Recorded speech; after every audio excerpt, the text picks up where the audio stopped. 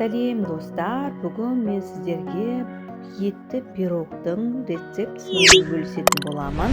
Және менімен бірге дайындау үшін менің YouTube каналыма тіркеліп, қоңыраушаны басуды ұмытпаңыздар және видеоны соңына дейін қараңыздар.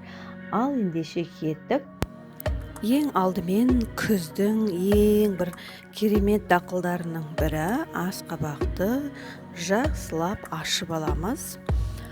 Асқабақты әдемілеп турап дайындап аламыз. Содан кейін қызып тұрған тапаға май құйып, оны тұшытып аламыз. Және кішкене болсын дәмін кіргізу үшін аз ғана пияз салып қуырамыз.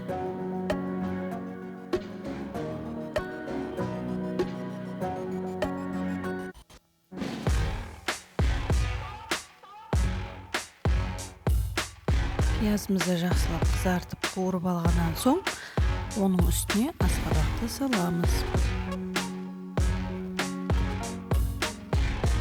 Асқабаққа тұз сеуіп әбден араластырып, үстіне су құйып, бықтырып қоямыз.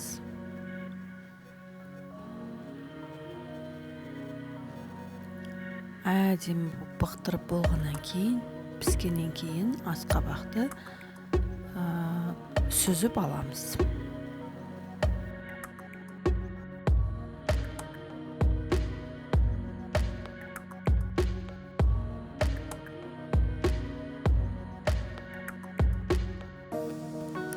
Сүзіп алғаннан соң асқабақты езгішпен немесе вилканың көмегімен әдемілеп езіп аламыз.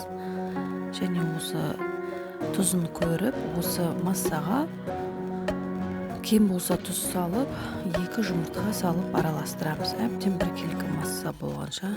Және оның үстіне разрыхитель қосып, жақсылап араластырамыз. Ситуден өткіземіз. Міндетті түрде, себебі қамыр ұзатып илеген кезде біркелкі масса шығу керек. Осылай біркелкі масса, яғни қамыр етіп илеп аламыз. Жұмсақ болу керек қамырымыз, қолға жабыспайтындай әдемі болғанша илейміз. Сосын жақсылап көтерілгенше бетін жауып қоямыз, тындырып қоямыз. Ал салмасын дайындайық. Салмасын дайындамас бұрын менің каналыма тіркеліп, қоңыраушаны басып кетуді ұмытпаңыздар. Ал мен осынша майда картошкаларды алдым және оны жақсылап майдалап турап шықтым. Менің 300 грамм көлемінде сиырдың балғын фаршына осы туралған картоптарды қостым. Және болгар бұрышын, сәбізді осылай көріп тұрғандарыңыздай майдалап етіп турап шықтым. Және де осы қоспамызға 2 пиязды ашып және жақсылап майдалап турап осы біздің қоспамызға қосып шықтым. Ал салмасының дәмін кіргізуіміз керек енді. Жақсылап тұз қосамыз, паприка, бұрыш қосамыз және тағы да басқа дәмдеуіштер қоссаңыздар болады. Енді осы қоспалардың барлығы біркелкі етіп араластырылу үшін 2 қолмен жақсылап араластырып аламыз. Қосылған дәмдеуіштеріміз бір-біріне сіңу үшін жақсылап тұрып араластырып, бетін жауып, шетке қойып қоямыз. Ал енді қамырымыз дайын болды. Қамырымызды 4 бөлікке бөліп, жақсылап тұрып илеп, суалаға илеп аламыз. Ал енді жаюға кірісеміз.